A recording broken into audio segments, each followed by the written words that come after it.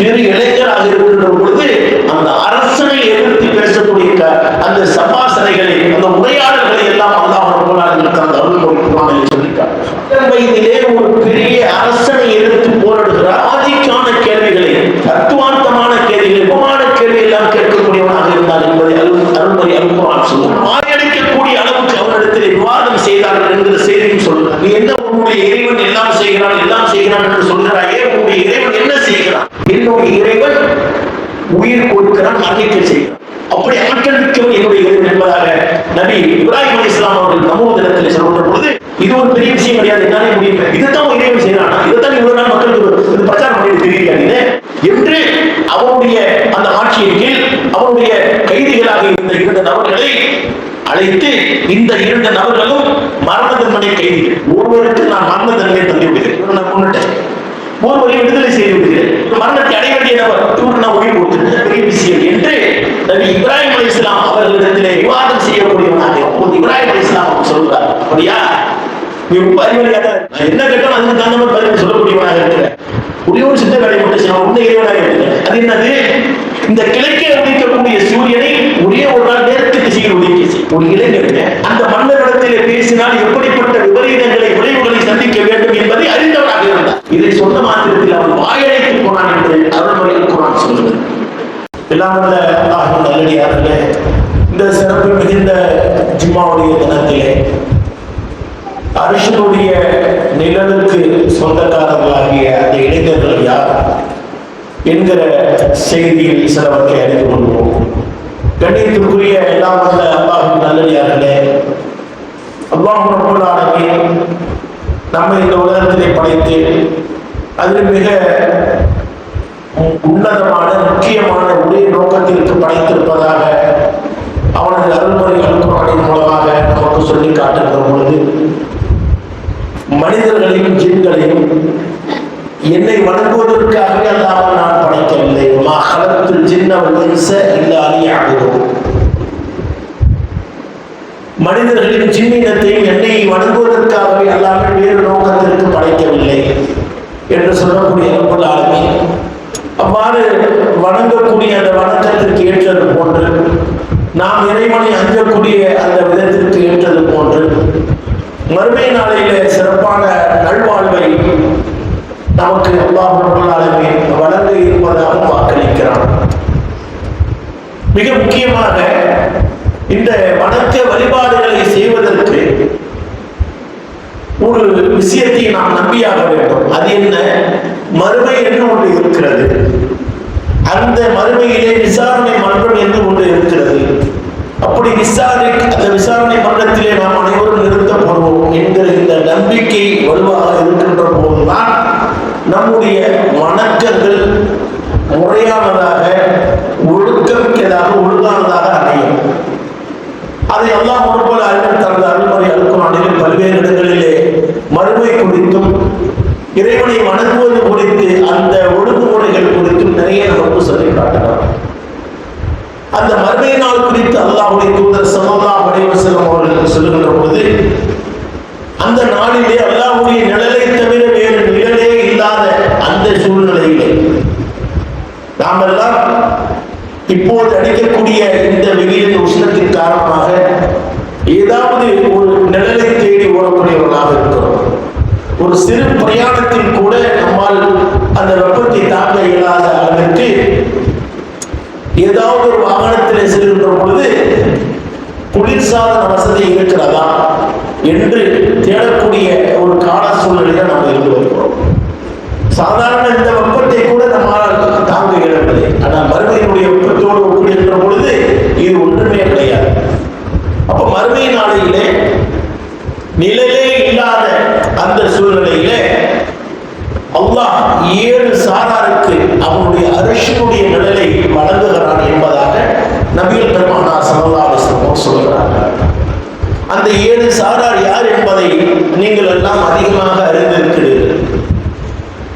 அதிலே நபிகள் பெருமானார் ஸல்லல்லாஹு அலைஹி வஸல்லம் சொல்லி காட்டுகின்ற பொழுது, நீதியை நிலைநாட்டக்கூடிய அரசன் என்று சொல்கிறார்கள், தலைவர் என்று சொல்கிறார்கள். ஒரு பகுதிக்கு, ஒரு மாகாணத்திற்கு, ஒரு நாட்டிற்கு, ஒரு சமுதாயத்திற்கு தலைவராக இருப்பாரே ஆனால் அவர் நீதியை நிலைநாட்ட நீதி நிலைநாட்டக்கூடிய அவருக்கு அரசினுடைய அந்த நிழலிலே இடம்பெறக்கூடிய ஒரு சாராராக அவர் அமைந்து விடுவார். அடுத்து அல்லாஹ்வின் வணக்க வழிபாட்டில் ஊறிய இளைஞர், அதாவது அல்லாஹ்வை வணங்குவதுதான் பிரதான இஸ்லாத்தினுடைய மெயினான கான்செப்டே வணக்கம் தான். அந்த வணக்கத்திலே இறைவனை அதிகம் வணங்கக்கூடிய மக்கள் என்று பொதுவாக சொல்லாமல் இளைஞர் என்று அல்லாஹ்வுடைய தூதர் ஸல்லல்லாஹு அலைஹி வஸல்லம் சொல்கிறார்கள். இளைஞரை எதற்காக குறிப்பிட்டு சொல்லப்படுகிறது என்பதை நாம் யோசித்து பார்க்க வேண்டும். இளமை பருவம் என்பதுதான் ஒரு ஸ்டேபிளா இல்லாத ஒரு பருவம். சின்ன குழந்தைகளாக இருக்கிறாங்கனாக்க அவர்கள் அவர்களுடைய பெற்றோருக்கு கட்டுப்பட்டவர்களாக கூட வணக்கம் செய்யக்கூடியவர்களாக இருப்பார்கள். அல்லாஹ்வுக்கு பயந்து செய்யக்கூடிய குழந்தைகளும் இருக்கிறார்கள். பெற்றோருக்கு கட்டுப்பட்டு அவர்களுக்கு பயந்து இந்த வணக்கத்தை நாம் செய்யவில்லை என்றால் நம்முடைய தாய் தந்தை நம்மை ஏசுவார்கள், அடிப்பார்கள் என்று பயந்து கூட செய்யக்கூடிய அந்த ஒரு சூழ்நிலை இருக்கிறது. முதியவர்களை பொறுத்த மாத்திரத்திலே அவர்கள் அறிவு முதிர்ச்சி பெற்றவர்கள். அதிலே சிலர் என்ன செய்வார்கள், இறைவனின் மீது அச்சம் இல்லாமல் அதை பற்றி யோசிக்காமல் இறை வணக்கத்தை பற்றி சிந்தனை இல்லாமல் இருப்பார்கள். அநேகமான மக்கள் அல்லாஹ்வுடைய அச்சத்தின் காரணமாக அவனை வணங்கக்கூடியவர்களாக இருப்பார்கள். இதற்கு இடைப்பட்ட, அதாவது சிறியவர்களாகவும் இல்லாமல் முதியவர்களாகவும் இல்லாமல் இடைநிலையிலே இருக்கக்கூடிய அந்த இளைஞர்களுடைய நிலைமையை யோசித்து பார்த்தால் மிக மோசமானதாக இருக்கும். காரணம், அவர்கள் வேண்டுமென்றே எப்படி செய்யவில்லை. எதை செய்யவில்லை? அந்த மனது ஒரு நிலையில் இருக்கார்.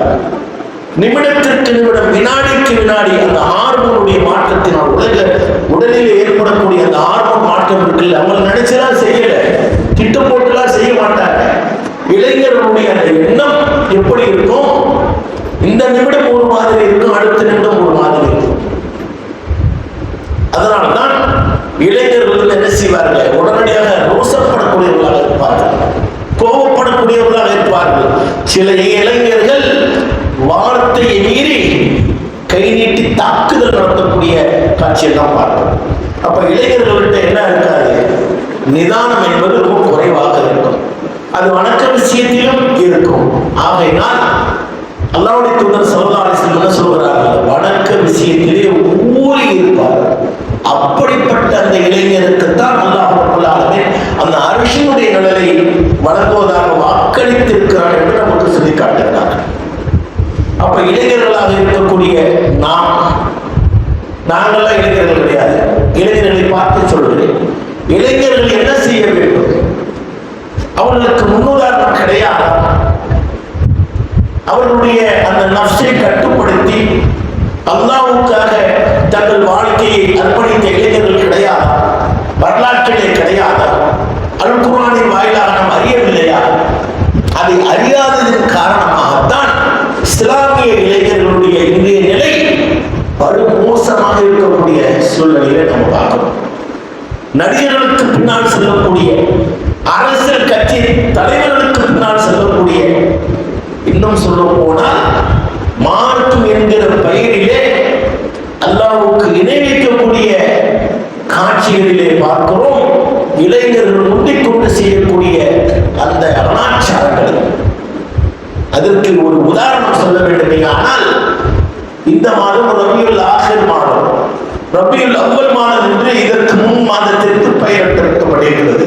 அந்த மாதத்தில் என்ன நிகழ்வு?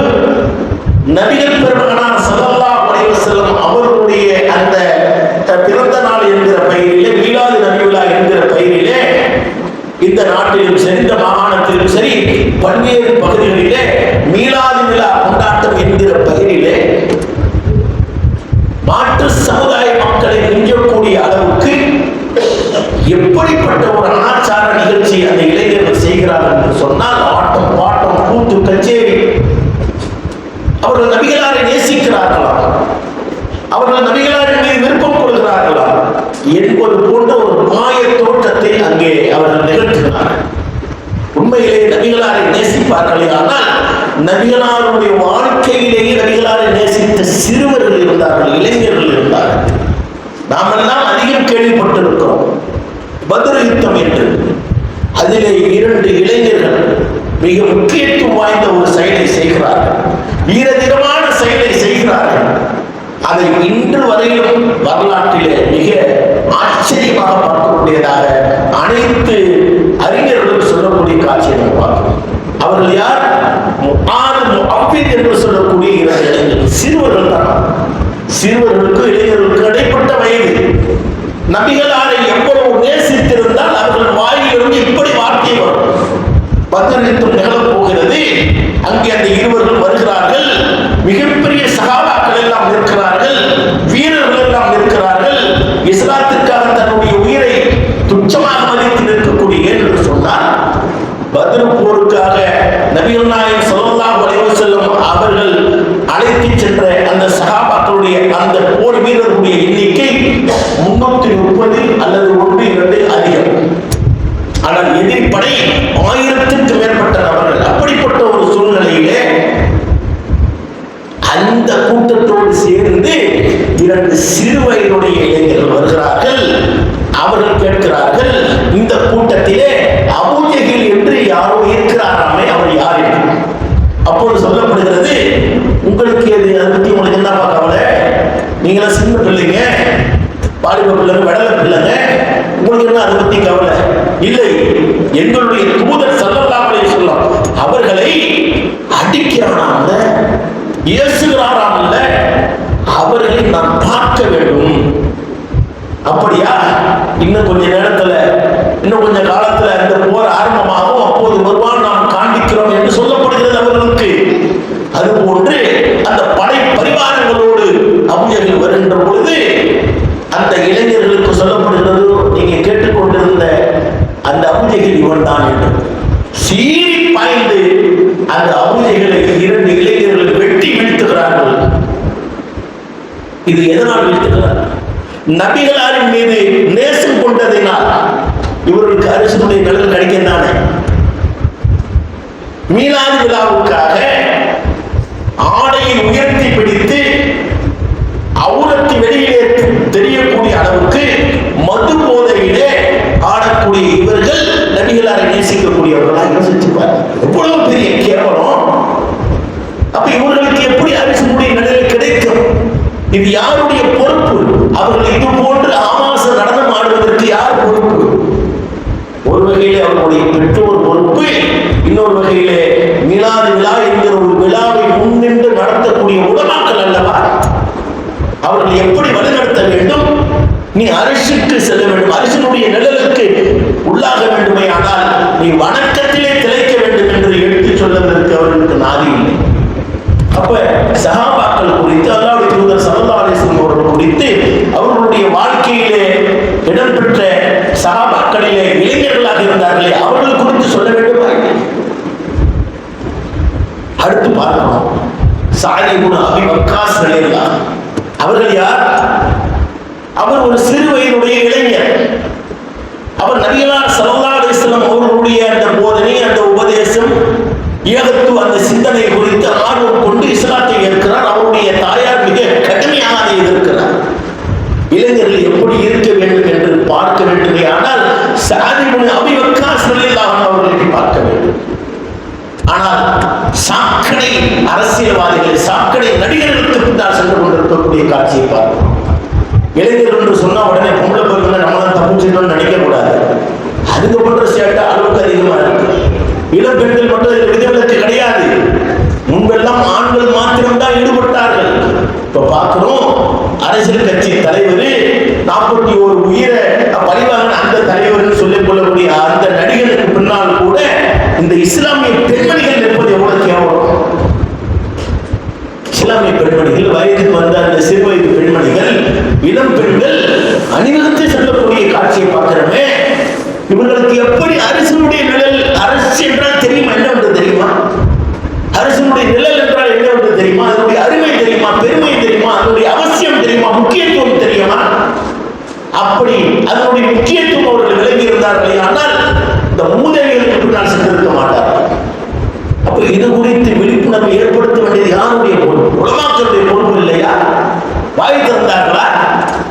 அப்ப அல்லாஹ்வுடைய தூதர் ஸல்லல்லாஹு அலைஹி வஸல்லம் அவர்களுடைய சஹாபாக்களுடைய அந்த இளம் வயதுடைய இளைஞர்களுடைய அந்த அவருடைய வாழ்க்கை நமக்கு படிப்பனையாக இருக்கிறது. ஸஅத் பின் அபூ வக்காஸ் ரலியல்லாஹு அன்ஹுடைய தாயார் சொல்கிறார்கள், ஸஅதே, நீ இஸ்லாத்தை ஏற்பையானால்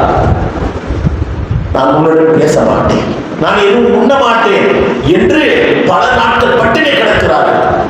அப்போது அவர் சொல்றார், நீ பட்டினி கிடக்கலாம் பிரயோஜனம் கிடையாது, நான் இஸ்லாத்தை ஏற்றதுதான், இந்த சத்திய கொள்கை உண்மையானது, இந்த உலகம் நிலையானது கிடையாது, மறுமை நிலையானது, அந்த சொர்க்கத்திற்கு நான் செல்ல வேண்டும், ஆகையினால் நான் ஒருபோதும் உங்களுடைய பேச்சை கேட்க மாட்டேன். அந்த அம்மா சொல்லுது, அதுக்கு நான் வசனத்தை தூக்கி போடுது. சுபஹானல்லாஹ்.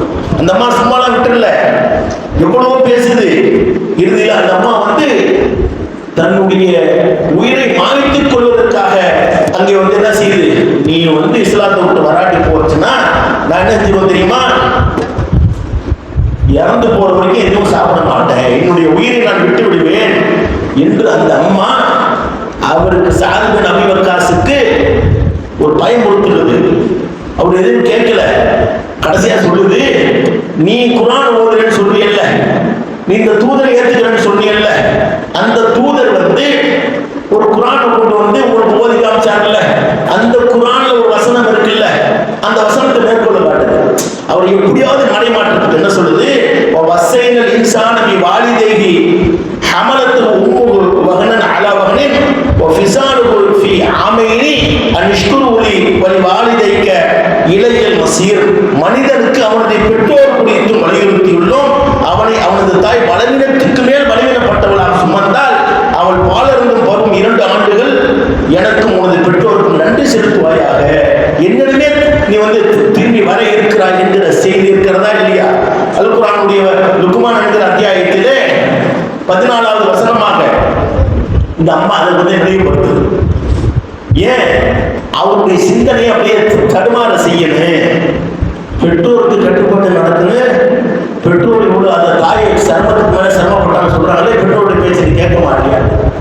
அப்போதுதான் அல்லாஹ் ரப்பல் ஆலமீன் சாத் பின் அபீ வக்காஸ் ரலியல்லாஹு அவர்களுடைய அந்த தாய் சம்பந்தமாக அல்லாஹ் ரப்பல் ஆலமீன் வசனத்தை இறக்குறான். வ இன் ஜாஹதக அலா அன் துஷ்ரிக பி மா லைஸ லக பி இல்முன் ஃபலா துத்இஹுமா. அதாவது உனக்கு அறிவில்லாத ஒன்றை எனக்கு இணை கற்பிக்க அவ்விருவரும், அந்த இருவரும் சொன்ன தாய் தந்தை 2 பேரும் உன்னை கட்டாயப்படுத்தினால் அவர்களுக்கு கட்டுப்படாத. அவங்க நான் உன்னை பெற்றெடுத்த பிள்ளை தானே, எல்லாம் குர்ஆன்லயே அப்படி சொல்றா தானே, நான் தான் பெற்ற தாய், எனக்கு நீ கட்டுப்பட்டு நடக்கணும் இல்ல, நீ எனக்கு மாறு செஞ்சா நீ குர்ஆனுக்கு மாறு செய்யணும், லாஜிக்கா அந்த அம்மா கொண்டு போகுது. எப்படியாவது அவன் வெளியே கொண்டு வரணும். அந்த சாத் பின் அபீ வக்காஸ் அவர்களை எப்படியாவது மறுபடியும் முஷ்ரிக்காக ஆக்கியிருந்தது, இணை வைப்பாளராக ஆக்கிவிட வேண்டும் என்ற நோக்கத்திலே சொல்லக்கூடிய அந்த சூழ்நிலையிலே அல்லாஹ் ரப்பல் ஆலமீன் நபிகள் பெருமானார் ஸல்லல்லாஹு அலைஹி வஸல்லம் அவர்களுக்கு இந்த வசனத்தை இறக்கி இது சொல்லுங்கன்னு சொல்லிவிட்டு அதோட விட்டுலங்க, வஸாஹிபுஹுமா ஃபி துன்யா மஅரூஃபா. இந்த உலகத்துல அவங்க 2 பேரோட நீ நல்லிணக்கமா நடந்துக்க. அவங்க இணை வைக்கணும்னு சொன்னா கட்டுப்படாத, ஆனா அதே நேரத்துல அவங்களை வெறுத்து அவங்களுக்கு சோறு தண்ணி கொடுக்காம அவங்களை அடிச்சு உதைச்சு சித்திரவதைப்படுத்தி அவங்களை ஏசி பேசி நோவினை சாப்பிட செஞ்சிடாத. அவங்க 2 பேருக்கு நீ செய்ய வேண்டிய நல்ல விஷயங்கள் எல்லாம் செய்யி. தட்டி சபீல மன் அபானா மன் அனாபி இலைய சும்மா இலைய மர்ஜிவுக்கும் நம்பிவுக்கும் பிமா குன்தும் தஅமலூன் என்று சொல்லிவிட்டு அல்லாஹ் என்னை எப்படி அந்த விஷயத்தை சொல்றேன், உலகத்தில் அவர்களிடத்தில் நீ அழகிய முறையில் எனக்கு நடந்து கொள்ளு, என்னை நோக்கி திரும்பியோடு வழியை பின்பற்று, பின்னர் உங்கள் மீது என்னிடமே உள்ளதை நீங்கள் செய்து கொண்டதை பற்றி உங்களுக்கு அறிவிப்பேன். அழகான வசனத்தை இறக்குறாங்க சாத் பின் அபீ வக்காஸ் அவர்களுடைய செய்தியில. அப்ப தாய்க்கு மறுப்பு தெரிவிக்கிற மாதிரி இவர் மறுபடியும் சொல்றாரு, அந்த வசனத்தை அல்லாஹ் இறக்குனா, இந்த வசனத்தை அல்லாஹ் இறக்குனா, தாய்க்கு கட்டுப்பட்டு நடக்கணும் எது வரைக்கும். ஆனா நம்ம பிள்ளைங்க எப்படி செய்வாங்க, தாய்க்கு எந்த விஷயத்திலும் கட்டுப்பட மாட்டார்கள். அந்த திருமண விஷயத்திலே வரதட்சணை வாங்குறப்ப அப்ப கட்டுப்படுவாங்க. இது மாதிரி இணை வைக்கிற விஷயங்கள் எல்லாம் அதெல்லாம் கட்டுப்படுவாங்க. குர்ஆனுக்கு மாற்றமாக எதற்கெல்லாம் கட்டுப்பட வேண்டும் என்று பெற்றோர்கள் சொல்கின்ற பொழுது இந்த இஸ்லாமிய சமுதாயம் பெற்றோருக்கு அப்படியே கட்டுப்பட்டு நடக்கும். ஏன் அது பாதிப்பு இந்த உலகத்தில் இல்லை, மறுமை பற்றிய சிந்தனையே இல்லாததன் காரணமாக தான் இருக்கிறார். இவர்களுக்கு எப்படி அரசினுடைய நிலையில இடம் கிடைக்கும்? அப்ப அருள்மறை அல் குர்ஆனிலும் சரி ஹதீஸ்களிலும் சரி இளைஞர்கள் குறித்து நிறைய சொல்லப்பட்டிருக்கிறது. நாம் எல்லாம் அதிகம் வாசிக்கக்கூடிய சூரத் கஹஃப் என்று சொல்லக்கூடிய அந்த அத்தியாயம், அதிலே சொல்கிறான் அல்லாஹ் ரப்பல் ஆலமீன், அதாவது ஒரு பகுதியிலே வாழ்கிறார்கள் இளைஞர்கள். இது அவள் ஃபித்யத்து இலல் கஹஃபி ஃபகாலு ரப்பனா ஆத்தினா மின் லதுன்க ரஹ்மத்தன் வ ஹய்யிஅ லனா மின் அம்ரினா ரஷதா. சில இளைஞர்கள், பேர்லாம் சொல்லல, சில இளைஞர்கள், அதாவது நபிகள் ஸல்லல்லாஹு அலைஹி வஸல்லம் அவர்களுக்கு முன்பு அந்த ஒரு சமுதாயத்தை பற்றி அல்லாஹ் சொல்றாங்க. சில இளைஞர்கள் ஒரு குகையிலே ஒதுங்கிய போது, எங்கள் இறைவா உன் அருளை எங்களுக்கு வழங்குவாயாக, எங்கள் பணியை எங்களுக்கு சீராக்குவாயாக. என்ன பணி? இளைஞர்களுக்கு என்ன பணி? ஒரு சமுதாயத்தில் வாழ்ந்துட்டு இருக்கிறாங்க.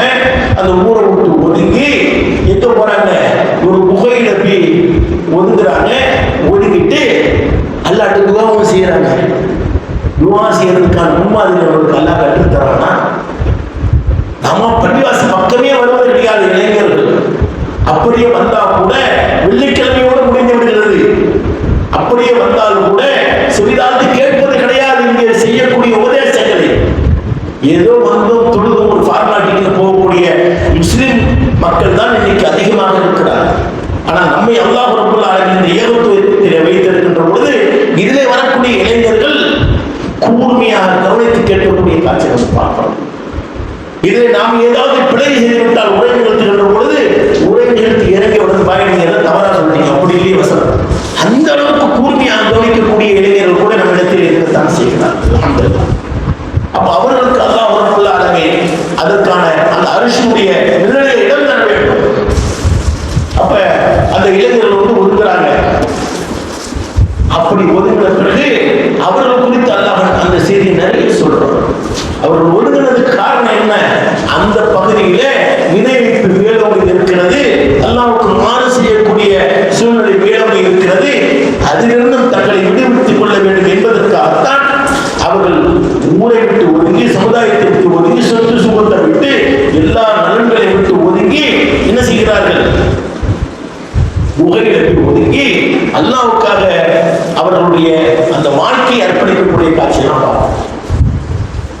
நபி இப்ராஹிம் அலைஹிஸ்ஸலாம் அவர்கள் குறித்து அல்லாஹ் குர்ஆனில் சொல்றார். அவர் எப்படி இருந்தார், இளம் வயதிலே எப்படி இருந்தார் என்கிற செய்தியும் சொல்கிறான் அல்லாஹ் ரப்பல் ஆலமீன். நம்ரூத் என்று சொல்லக்கூடிய ஒரு அரசன் அந்த பகுதியிலே வாழ்ந்து கொண்டிருந்தான். அவருடைய அந்த ஆட்சியின் கீழ் உட்பட்ட பகுதியில் தான் நபி இப்ராஹிம் அலைஹிஸ்ஸலாம் அவர்கள் வாழ்ந்தார்கள்.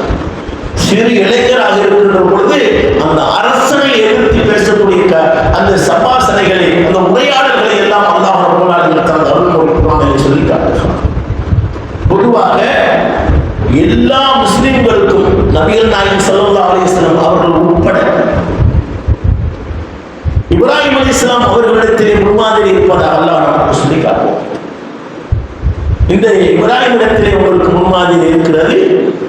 ஏனென்று சொன்னால் மமாகான மினல் முஷ்ரிக்கீன், அவர் ஒருபோதும் வினை வைத்தவராக இருந்ததில்லை. அப்ப இளம் வயதிலே ஒரு பெரிய அரசனை எதிர்த்து போராடுகிறார். அவன் லாஜிக்கான கேள்விகளை, தத்துவார்த்தமான கேள்விகளை, நுட்பமான கேள்வி எல்லாம் கேட்கக்கூடியவனாக இருந்தான் என்பதை அருள்மறை அல்குர்ஆன் சொல்கிறது. அவன் வாயடிக்கக்கூடிய அளவுக்கு அவனிடத்தில் விவாதம் செய்தார்கள் என்கிற செய்தியும் சொல்கிறார். நீ என்ன உன்னுடைய இறைவன் எல்லாம் செய்கிறான் என்று சொல்கிறாயே, உன்னுடைய இறைவன் என்ன செய்கிறான்? என்னுடைய இறைவன் உயிர் கொடுக்கிறான், மரணிக்க செய்கிறான். அப்படி ஆற்றல் மிக்கவன் என்னுடைய இறைவன் என்பதாக நபி இப்ராஹிம் அலைஹிஸ்ஸலாம் அவர்கள் நம்ரூத் இடத்தில் சொல்கின்ற பொழுது, இது ஒரு பெரிய விஷயம் கிடையாது, என்னாலே முடியுமே, இதைத்தான் இறைவன் செய்யறானா, இதைத்தான் இவ்வளவு நாள் மக்களுக்கு பிரச்சாரம் பண்ணிட்டு தெரியுறியா நீ என்று அவனுடைய அந்த ஆட்சியின் கீழ் அவனுடைய கைதிகளாக இருந்த 2 நபர்களை அழைத்து, இந்த 2 நபர்களும் மரண தண்டனை கைதிகள், ஒருவருக்கு நான் மரண தண்டனை தந்து விடுகிறேன், இவரை நான் கொண்டுட்டேன், ஒருவரை விடுதலை செய்து விடுகிறேன், இவர் இன்னொரு கொஞ்ச நாளில் சாக வேண்டியார், இவர் மரணத்தை அடைய வேண்டிய நபர், இவருக்கு நான் உயிர் கொடுத்துட்டேன், இது என்ன பெரிய விஷயம் என்று நபி இப்ராஹிம் அலைஹிஸ்ஸலாம் அவர்களிடத்திலே விவாதம் செய்யக்கூடியவனாக இருந்தான். அப்போது இப்ராஹிம் அலைஹிஸ்ஸலாம் சொல்றார், அப்படியா, நீ ரொம்ப அறிவாளியா தான் இருக்கிற, நான் என்ன கேட்டாலும் அதுக்கு தகுந்த மாதிரி பதில் சொல்லக்கூடியவனாக இருக்கிற, ஒரே ஒரு சின்ன வேலையை மட்டும் செஞ்சது, நான் உன்னை இறைவனாக இருக்கிறேன். அது என்னது? இந்த கிழக்கே உதிக்கக்கூடிய சூரியனை ஒரே ஒரு நாள் நேரத்து திசையில் உதிக்க செய்யும் ஒரு இளைஞர் அந்த மன்னரிடத்திலே பேசினால் எப்படிப்பட்ட விபரீத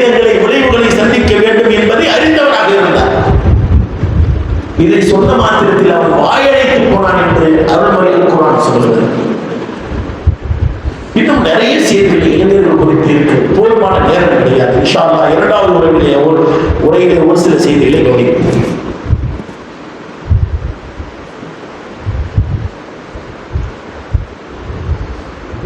அல்ஹம்துலில்லாஹி ரப்பில் ஆலமீன் வஸ்ஸலாத்து வஸ்ஸலாமு அலா ரசூலில் கரீம். கண்ணியத்திற்குரிய எல்லாம் உள்ள அல்லாஹ்வின் நல்லடியார்களே, சஹாபாக்கள் வரலாறிலே ஏராளமான சஹாபாக்கள் அவர்களுடைய உயிர்களை துச்சமாக மதித்து நபிகள் பெருமானார் ஸல்லல்லாஹு அலைஹி வஸல்லம் அவர்களுக்கு பக்கபலமாக இருந்தார்.